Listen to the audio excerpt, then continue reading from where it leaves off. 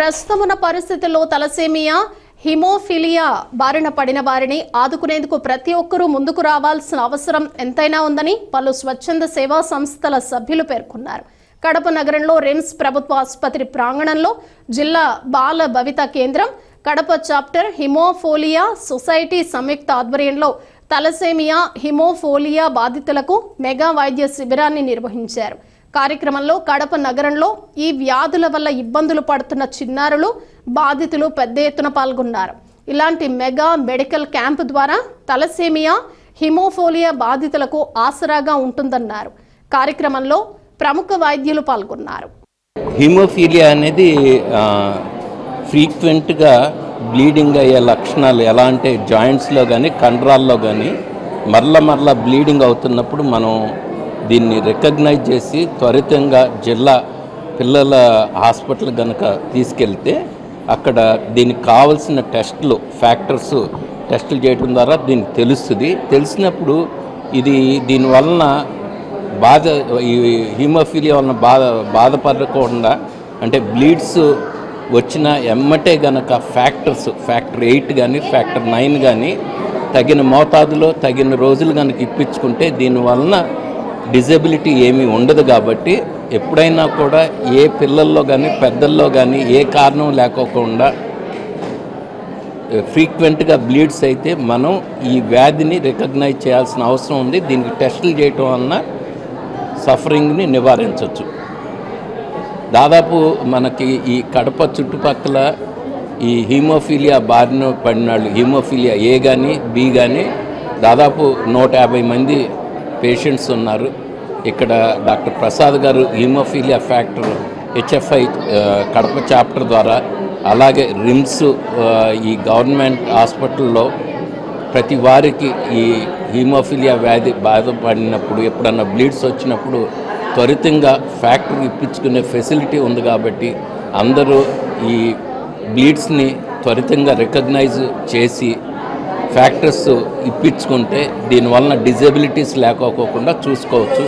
అలాగే district early intervention సెంటర్లో కూడా ఫిజియోథెరపీకి కానీ ఈ వ్యాధి గురించి కానీ సమగ్రమైన ఇన్ఫర్మేషన్ ఇచ్చే అవకాశాలు ఉన్నాయి. కాబట్టి ఎవరినైనా ఇక్కడికి వచ్చి దీని గురించి తెలుసుకోవాల్సిన అవసరం ఉంటే బాగుంటుంది.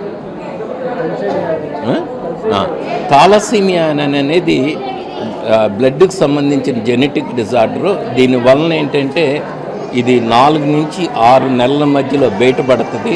పాలిపోవటం, పొట్ట ఉబ్బరం, వీళ్ళు హీమోగ్లోబిన్ టెస్ట్ చేసినప్పుడు 3-4 గ్రాములు ఉండటం వలన బాగా ఇరిటేషన్ ఉండి ఫీడింగ్ సరిగ్గా తీసుకోకపోవటం, గ్రోత్ సరిగ్గా లేకపోవటం వంటి లక్షణాల వలన తెలుస్తుంది. వీళ్ళకి CBP హీమోగ్లోబిన్ ఎలక్ట్రోఫోరెసిస్ చేయటం ద్వారా ఈ థాలసీమియా వ్యాధిని కన్ఫర్మ్ చేయొచ్చు, అంటే తెలుసుకోవచ్చు. దాని తర్వాత కూడా వీళ్ళకి DNA మ్యుటేషన్స్ టెస్ట్ చేయటం వలన కూడా ఇంకొంత ఇన్ఫర్మేషన్ తెలుస్తుంది. కానీ థాలసీమియా వ్యాధి వచ్చిన వాళ్ళకి కంపల్సరీగా ప్రతి 3 వారాలకు ఒకసారి బ్లడ్ ఎక్కించుకోవాల్సి వస్తుంది. రిమ్స్లో ఈ ఫెసిలిటీ ఉంది. అలాగే ఒక 8 నుంచి 10 ట్రాన్స్ఫ్యూజన్స్ అయిన తర్వాత వీళ్ళకి ఈ బ్లడ్ ఎక్కించుకుంటానే బ్లడ్ ద్వారా ఐరన్ ఏదైతే అక్యుములేట్ అవుతుందో దాన్ని నివారించడానికి రెగ్యులర్గా తగిన మందులు వాడితే ఏంటంటే మంచిగా ఉండటానికి, వాళ్ళు ఎదుగుదలకు కానీ లేకపోతే స్కూళ్ళకి వెళ్ళటం కానీ ఫ్యామిలీ కూడా మెరుగ్గా ఉంటుంది. ఈ ఏదైతే థాలసీమియా బారిన పడిన వాళ్ళకి 4 నుంచి 6 సంవత్సరాలలో బోన్ మ్యారో ట్రాన్స్ప్లాంటేషన్ అంటే బోన్ మ్యారో ట్రాన్స్ప్లాంటేషన్ చేయటం ద్వారా దీన్ని పర్మనెంట్గా ట్రీట్ చేయడానికి అవకాశం ఉంటుంది. కాబట్టి ఏదైతే ఈ థాలసీమియా వ్యాధి అనేది త్వరితంగా గుర్తించి తగు విధంగా ట్రీట్మెంట్ చేసుకుని వీళ్ళకి డోనర్ కనుక రికగ్నైజ్ చేస్తే ఫ్యామిలీలో 4 నుంచి 6 సంవత్సరాల మధ్య దీనికి క్యూరేటివ్ ఆప్షన్ కూడా ఉంటుంది. కాబట్టి ఈ రోజున మనం తెలుసుకోవాలి. రెండోది కూడా ఈ థాలసీమియా బారిన పడిన పిల్లలు ఉన్నప్పుడు ఆ ఫ్యామిలీలో కానీ ఎక్స్టెండెడ్ ఫ్యామిలీలో కానీ అలాగే ఎవరైనా పెళ్ళైన తర్వాత ఎమ్మటే కానీ హీమోగ్లోబిన్ ఎలక్ట్రోఫోరెసిస్ చేయించడం ద్వారా ఎవరైతే క్యారియర్ ఉన్నారో తెలుసుకునే అవకాశం ఉంటుంది. కాబట్టి మనం దీన్ని నివారించే అవకాశాలు ఏర్పడతాయి. హలో, నా పేరు Krishna Reddy, Kadapa chapter haemophilia society ప్రెసిడెంట్ను. Haemophilia అనేది రక్త సంబంధించిన వ్యాధి. రక్తంలో 13 ఫ్యాక్టర్లు అంటే 13 వస్తువులు ఉంటాయి. దాంట్లో ఫ్యాక్టర్ 8 కానీ ఫ్యాక్టర్ 9 కానీ ఉంటే హెమోఫీలియా అంటారు. ఇది ఓన్లీ మగవాళ్ళకి మాత్రమే వస్తుంది. ఆడవాళ్ళు దీనికి క్యారియర్ అవుతారు. సపోజ్ ఇప్పుడు మా అమ్మ ద్వారా నాకు వచ్చింది. నాకు ఆడపిల్లలు ఉంటే వాళ్ళు క్యారియర్ అవుతారు, నాకు మగపిల్లలు ఉంటే వాళ్ళు ఎలాంటి ఇబ్బంది ఉండదు. కాబట్టి హెమోఫీలియా వ్యాధి గురించి ఎక్కువగా ఎవరు భయపడాల్సిన అవసరం లేదు. హెమోఫీలియా అనేది బ్లడ్ జార్ట్ case. Okay. Thalassaemia society Kadapa అధ్యక్షుడిని నేను. నా పేరు రవికుమార్. మన జిల్లాలో దాదాపు 120 మంది తలసేమియా పిల్లలు ఉన్నారు, తలసేమియా బాధితులు.